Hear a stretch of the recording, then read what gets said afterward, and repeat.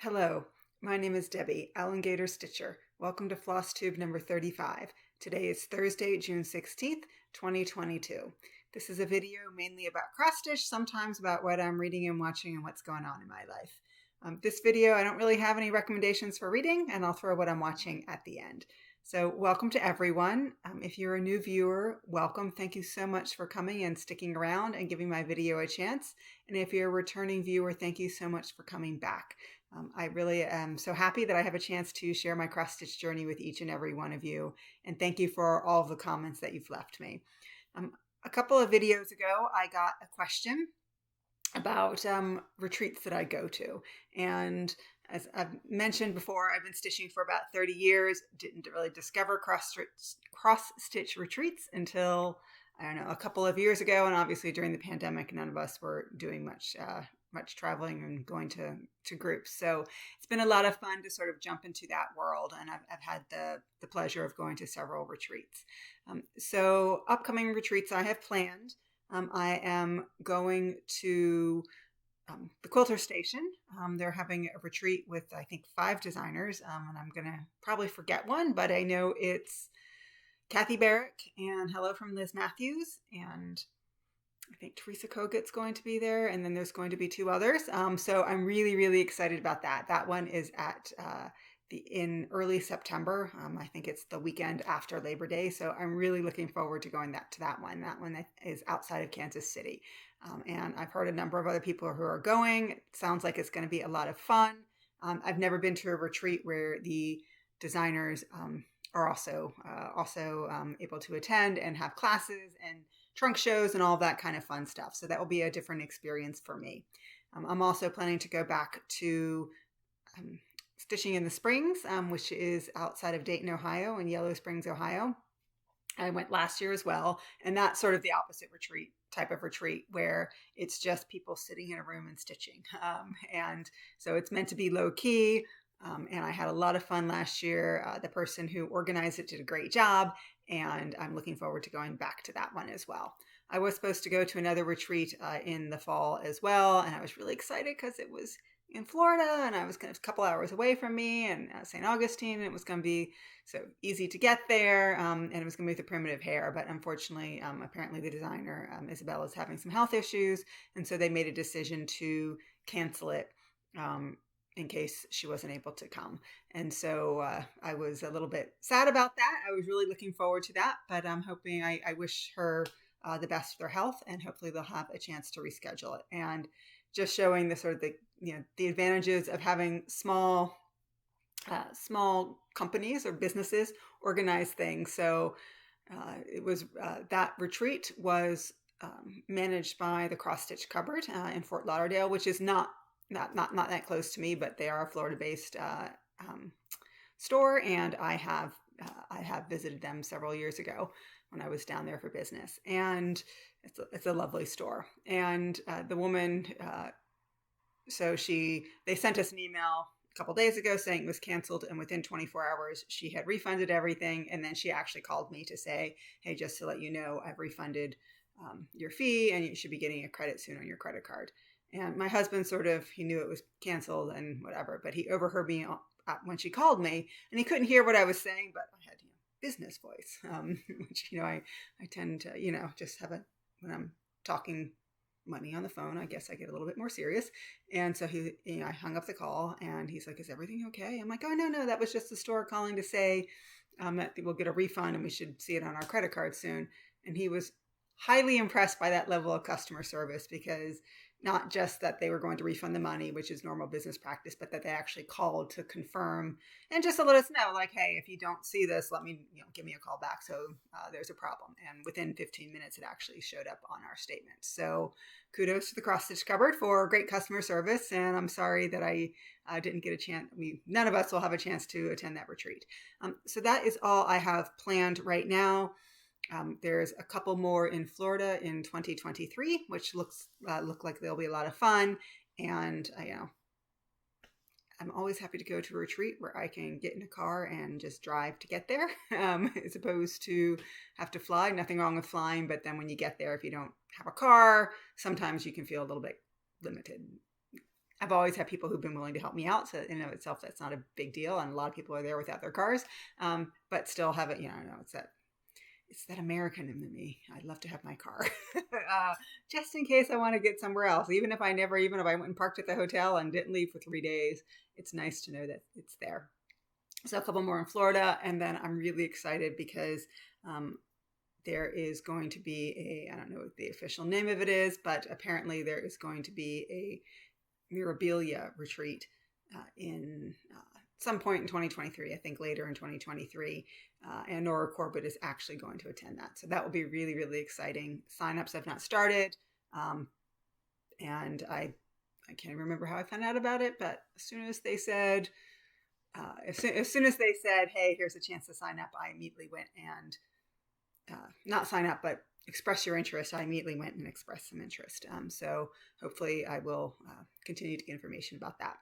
So that is what I do for retreats right now. I really enjoy going to them. And it's just great to meet people who have a common hobby and we're able to share in it because my husband is very happy that I stitch, but he's not into it. So it's nice to have someone. And my mother, while she likes looking at my stitching, I didn't learn from her and she's never done it. And so I don't have that sort of family connection that a lot of people have.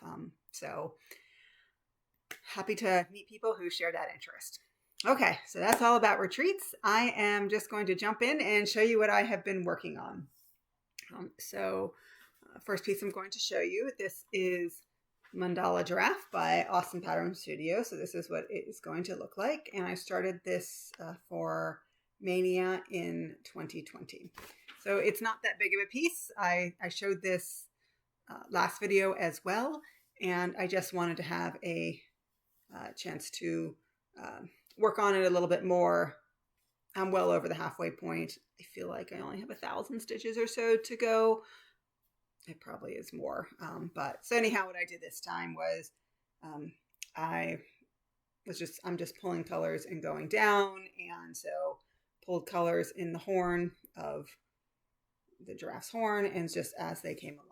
So obviously this design is fully symmetrical, but the way I was using a smaller Q-snap on this before, so I couldn't get the whole giraffe in, and so sometimes it would happen I would get colors into one side of the giraffe, and the symmetrical side was not in the Q-snap, and it made it a bit challenging. So I'm like going, he looks uneven, and he needs to be smoothed out. So that's what I've been working on. And so the horns are done, that sort of white stuff in there. That is not, it's maybe the same color as the fabric, but it is actually sort of either 3865 or some other creamy color. So it is actually stitched. And so now I'm just working down, and I sort of feel that this ear is mostly done. Obviously I need to do a little bit more in this ear. Again, this is a lot of white in here that is done. Once I get past this point, it just gets really narrow and will go very quickly. So I'm not sure I want to predict that this will be my next finish because I don't know when I'm going to pick it up again, but it's definitely one that is in the running, and I am determined to get it finished this year. Again, it just needs a little bit of love and just some time. But as you know, I love my full coverages, and I always feel like I have to work on them because if I don't, they need a ton of progress and a ton of time. And sometimes that means my smaller projects, which I like as well, just don't get the love they need. And after I worked on Giraffe, I thought, okay, I really do need to start giving some of my smaller projects some love. And so I pulled out another small project, and this is Beach Dance by Lindy Stitches. So very cute looking pair of blue-footed boobies. And when I get this done, I do want to go ahead and get the Christmas Dance, which are, I don't know if they're called red-footed boobies, but they're more birds with red feet, as you might guess. So anyhow, that's where this one is. And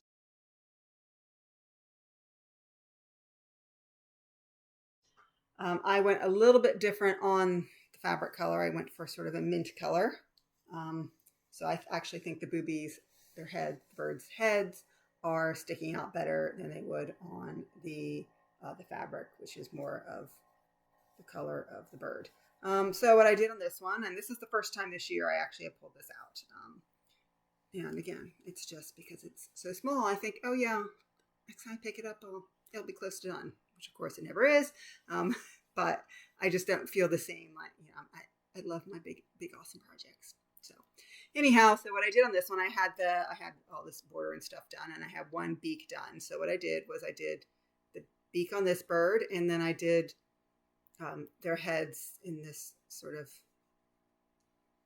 grayish color, and then I started on the body of this bird, and this is going to be a lot of bird. So that color is going to go on. I think that's actually 3865. That's the bulk of the bird. So that's going to be a while that I'm working on that.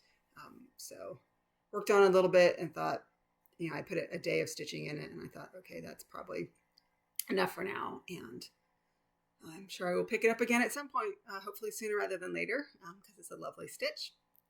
And that's where I am on this.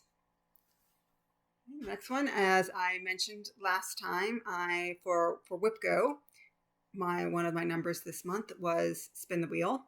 And basically I put all of my projects on there and decided to do 1,000 stitches on whatever was called. And it was very fortuitous that this is the one that came up. So this is Autumn in Stars Hollow. So you can actually see the picture straight.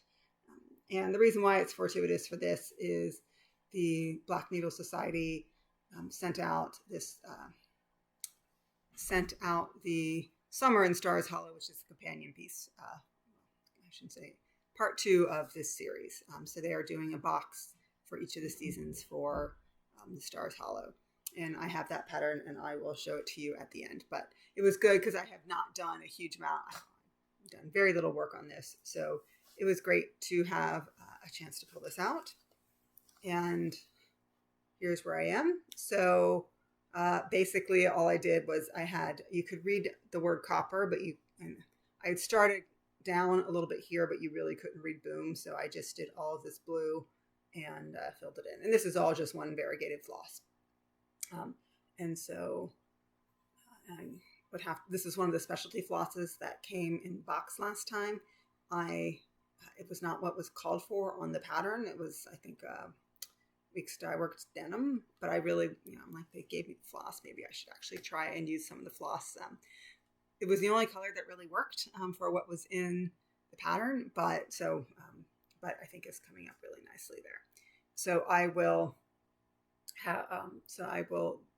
put in about 300 stitches, and my goal is 1,000. So I do have quite a few more stitches I need to put in this for the second half of the month. But for now, I think it's looking great. Okay. And then I also wanted to pull out Portrait of Veronica by Mirabilia. And this is a relatively new, I shouldn't say new. In the past few years, it's still in print. I still see it in lots of places. But I just want to keep plugging away at her.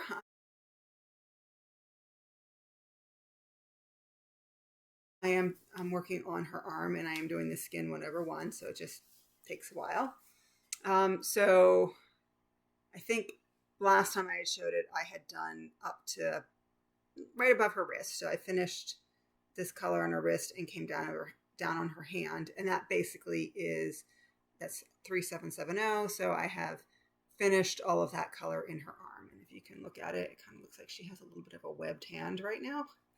Obviously, I haven't really done with the fingers. These are sort of where her knuckles are, but I sort of was amused by that, and I'm not going to leave it that way. But part of me is very tempted to leave it that way, like this beautiful lady with a webbed hand.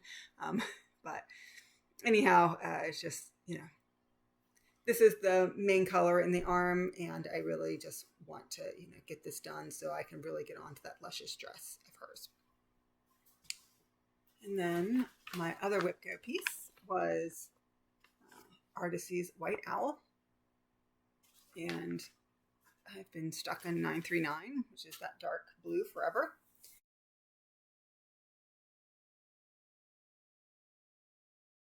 And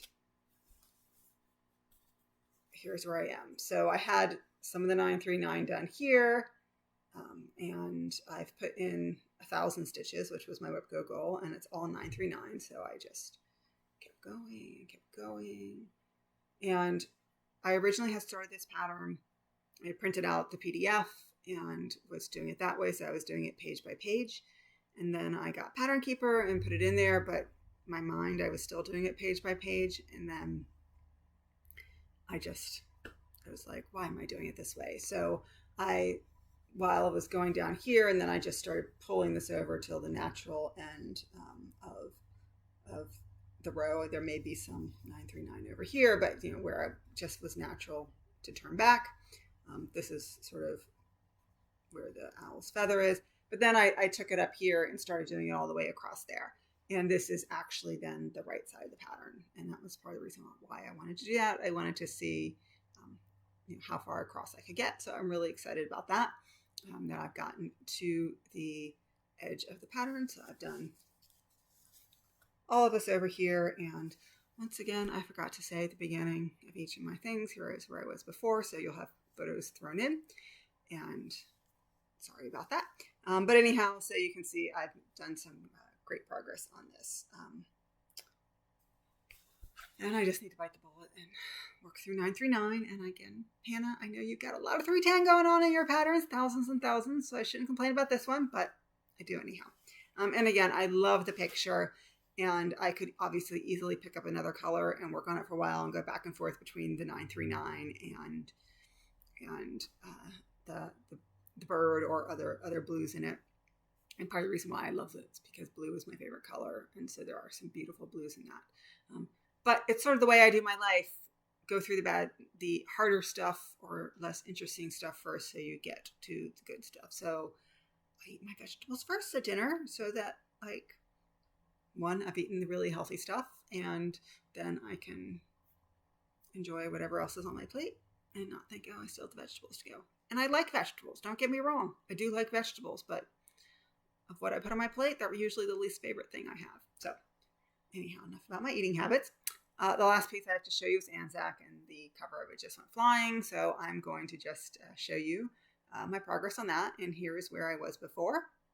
And here is where I am now. So basically, as you can see, I've pulled this out of the Q-snap.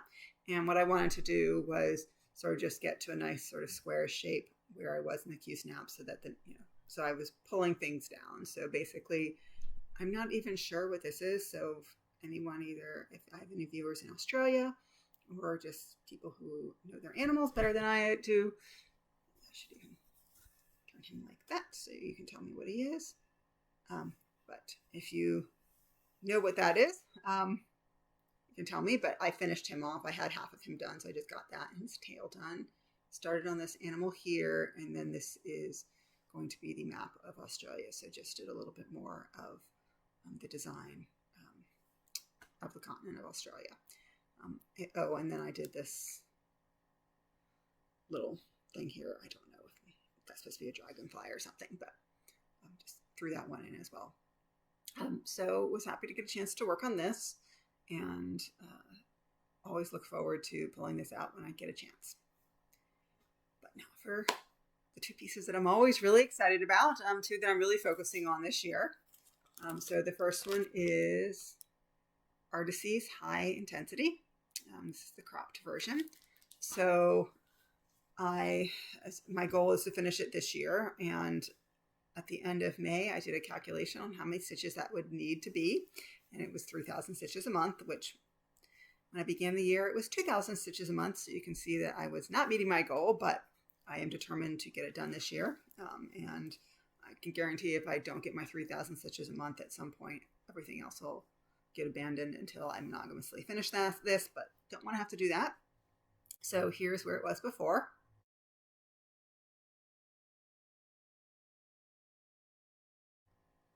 And here is where he is now. So I've pulled him out of the Q-snap.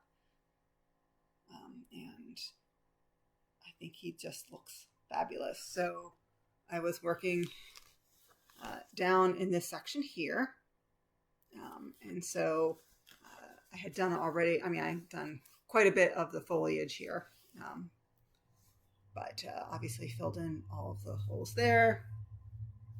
I feel like there's a hole that I'm seeing here, but maybe that's just light.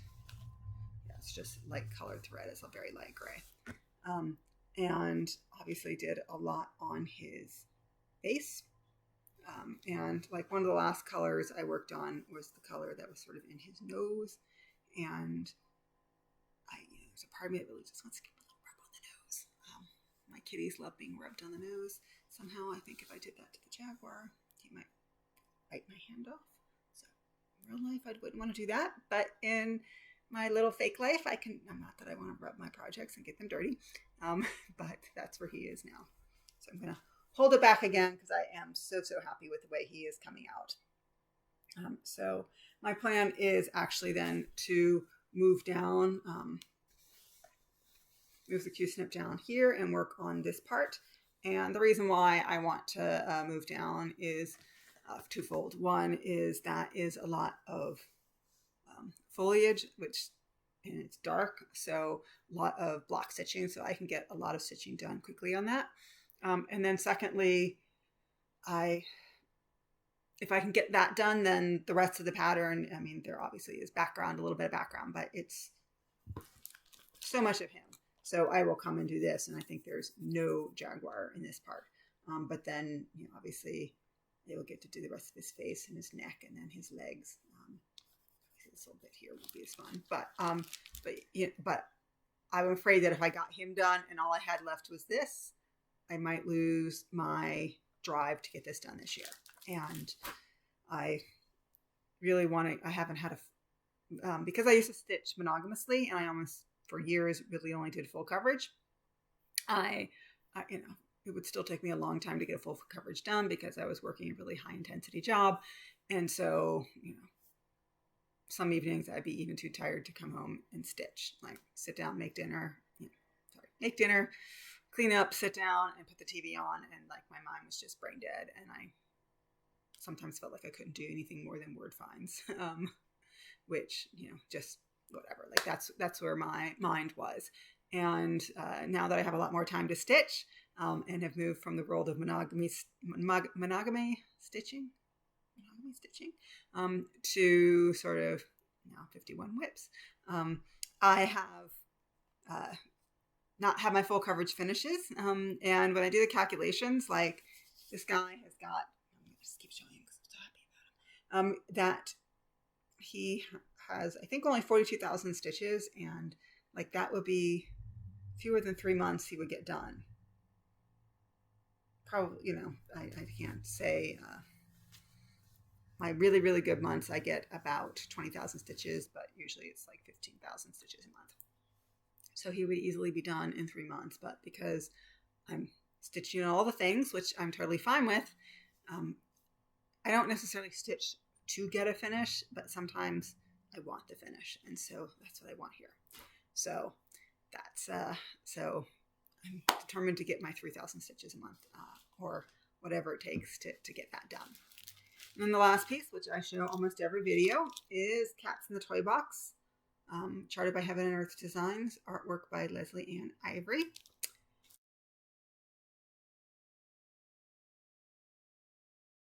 And I've put in a couple thousand stitches since I showed this last. And here's where I am now. So I mentioned last time I really wanted to get that kitty eye done, and guess what? Still haven't gotten that kitty eye done. Little bit of detail in there, but there was some point, the way that I have worked on this again, also had done this page by page, and then some point when I got to the last page, stuff under there, and so it's a bit uneven about how it's done here. So at some point I want to move the Q-snap so I can get everything in, and then bring it down, whatever. So I need to get the stuff done over here. And I also said I need to put on my big girl pants and do the cry neck in here. And that was over 500 stitches of cry neck I put in, which isn't that hard. To me, the cry neck, the hardest part is threading the needle. Once I get that done, and I've gotten much better at that, then I cut, most of the time I cut my thread short enough that the cry neck lengths aren't, like, they match more or less what I do anyhow. And so they're, it's not, I don't feel like, oh my gosh, I'm having to, some people they seem to like, stitch with like a yard of thread, but then obviously a cry neck, you don't want to do a yard of cry neck.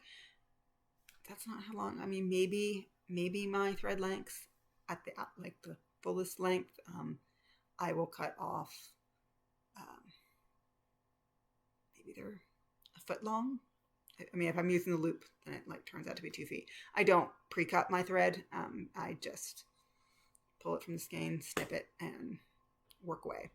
So anyhow, it's a long way of saying I just want to have an excuse to show this. And of course, I'm so excited to show you that I forgot to say here's where it was before, but I will have stuck that in already. But anyhow, sorry, I just knocked you there. So anyhow, I was pulling, so like Kreinik here, there's a lot of Kreinik in this kitty.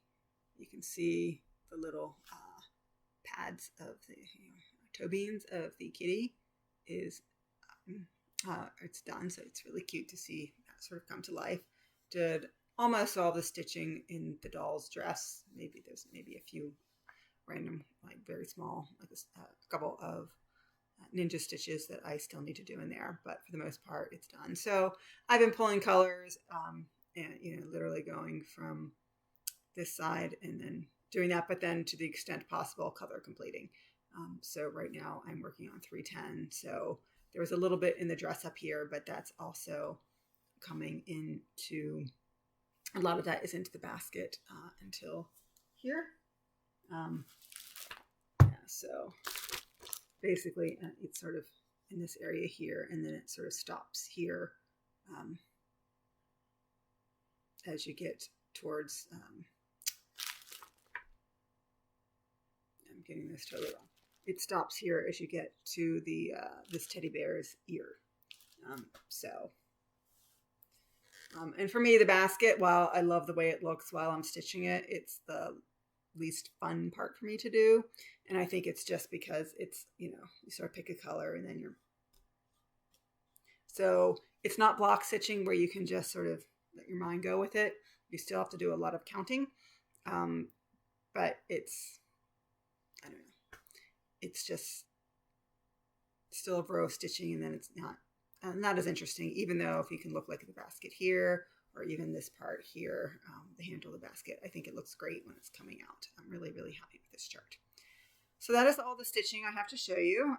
And now for a little bit of some stitchy kindness and some haul. So the first thing I want to show you is I won a giveaway from Vicki at Stitch and Button.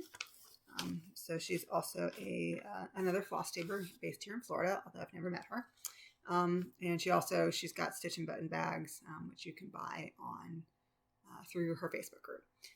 But here she had a giveaway, and this is from, it's like a magazine chart that she pulled out, but it's called, the magazine is like the Ultimate Joan Elliott Collection, so I'm not entirely sure. But anyhow, this is Spring Fairy. So I think it's really, really pretty. So I'm really excited that I've won this. So thank you, Vicki. And then Artecy, as always, every month they have freebies that you can get in the Facebook group, but they also have a website that if you are interested, you can download the freebies. So the first one is one that's called Mini Colorful Christmas Bells. And she's Artecy is based in Australia, so that's why colorful is spelled with a U. And here there's that one. And the second one is Iceland Canyon, which I think is absolutely gorgeous. So again, with these freebies, I'm not sure I will stitch well, I certainly won't stitch all of them because I do have so many patterns right now. And while I hope to have many, many years to come in my life, probably not enough years to stitch them all.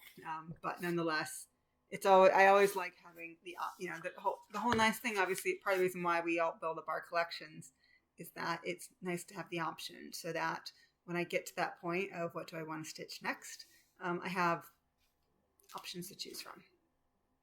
And then for things that I've purchased, so I am a member of Lindy Stitches Bird Crush Club, and so this is June. So this is the Western Meadowlark. So there's the actual bird, looking very handsome. The yellow breast. And here is what the stitch pattern will look like. And she includes with all of them Threadworks thread. So that is used mostly in his wing, a little bit in the log, but obviously the wing is why it was chosen. So really, really pretty. Here, against the wall. Now you can do it against my hair and see it better. Sorry, I was looking for things to put up against, but they would be cream and hard to see. So my hair is just the perfect backdrop. And then I got for the Black Mule Society, they have their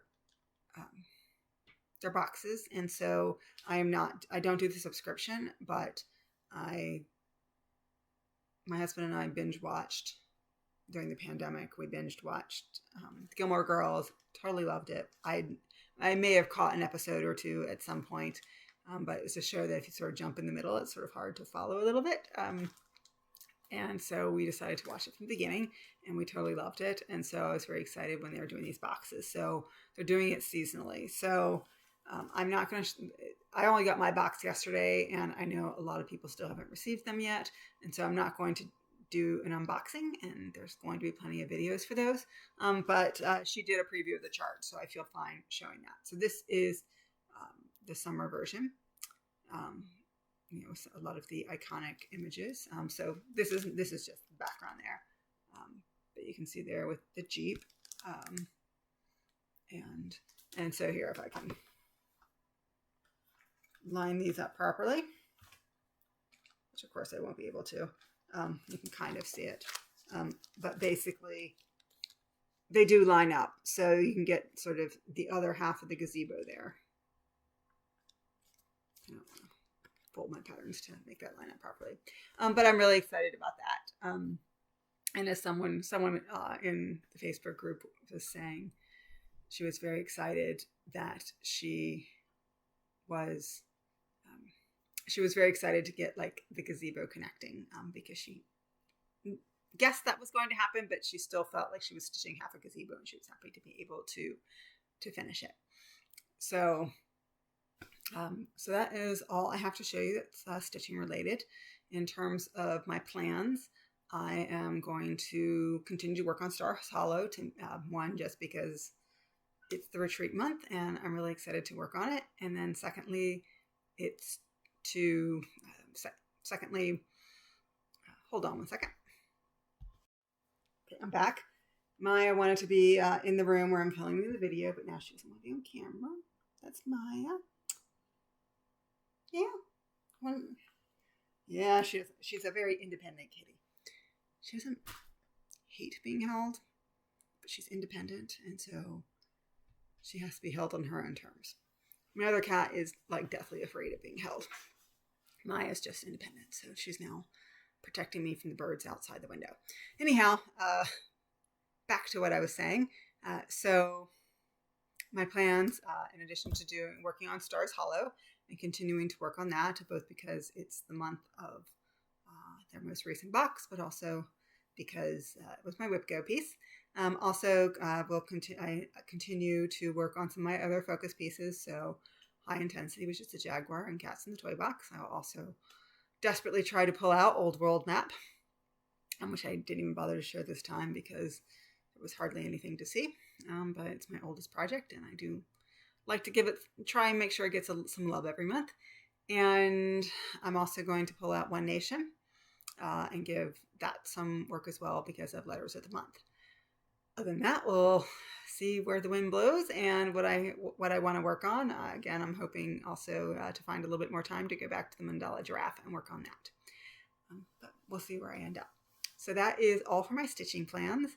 And I think I mentioned at the beginning, I've been reading a lot, but nothing has sort of really hit me that I want to share.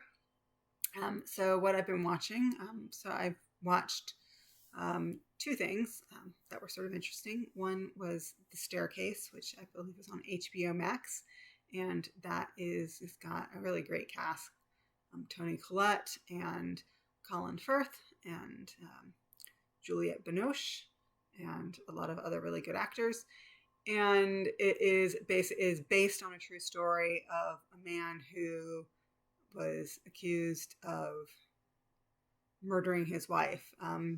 He said she fell down the stairs and died and they said, nope, you beat her to death at the bottom of the stairs. That is basically what they said. But very complicated family dynamic, and question of, and then also to complicate it even a little bit more, apparently this was a case, I think in the mid-aughts is when when she died. Kathleen Peterson was her name. That's when she died, and I guess the case was a bit of a sensation, and so it attracted the attention of a French documentary team. So that sort of gets wrapped up in all of it as well, that dynamic as well. So interesting piece. Both my husband and I have very strong views on his innocence or guilt, and I'm not going to necessarily give them. You can watch it and figure it out for yourself. And certainly about the case, there's a lot of, you can Google it online, and there are some weird theories. In addition, there's the two main theories about how, one the prosecution had and one the defense had, which was either she fell down, and he said that when she fell down the stairs, he was out by the pool, and which was not right attached to the house, but a little bit away. And so then it was nighttime, and he couldn't hear her when she was calling out. And, but then the other part of the story was that she didn't, or, did he kill her and call police and say she fell down the stairs? And then, and then there's a third theory where an owl basically attacked her, and it caused her to be so dazed that she tripped and fell. And there are a lot of things leading up, like she was very, I don't want to say she was accident prone, but they verified she was in a car accident. Her husband was not in the car. It was an accident. And there was another incident where they have bats in their attic, and so she at some point was up in the attic and fell, I think, down the ladder as well. So it's very well acted. Story is sometimes a little bit hard to follow because it goes back and forth between when the event happens, modern day, going back then sort of the months leading up to her death, and then after that, and then it's a blended family, but it's like his kids from his first marriage and her daughter from their first marriage, and then kids that they adopted. It's just like a very interesting blended family. So anyhow, if you are into that kind of thing, true crime dramatizations, give it a watch. And then the other one I also, which it just was so different, it was called The Night Sky, and it's J.K. Simmons and Sissy Spacek are the leads, but lots of other good actors in it as well. And it's one of these where you watch it and you're not really sure what's going on. But I like that sometimes. It's not that it's so confusing and poorly written, but that it's not like a family drama. What happens? It's sort of, there's something mysterious going on, but you don't really know what that mystery is. And it's basically, so Sissy Spacek and J.K. Simmons are a couple. They've been together for a very long time, and they basically have found on their property a place they can go, and they call it going to the stars. And they go into this structure, and a noise happens, and all of a sudden they are in a viewing platform and they can see out like another planet, but they've never actually opened the door that leads to that planet. And there's a lot, and lots of family dynamics. Like they have a son who had died, but he had a child who's now a young adult, and just sort of what's going on with her, and then what's going on with other family relationships. And then the next episode, all of a sudden they're in Argentina, I just stopped stitching because while I do speak some Spanish, to really understand the plot, I have to read I have to be able to read the subtitles, and this is not the kind of thing where you can understand 50% and figure out what's going on. But a woman and her, I don't know if she's a tweener or a young teenager, somewhere in that age. Anyhow, just sort of that clearly like they're like llama farmers in like the mountains of Argentina, and just sort of that they're all connected. So anyhow, it's a very but you don't really know what's going on. It's a very interesting story and viewing. So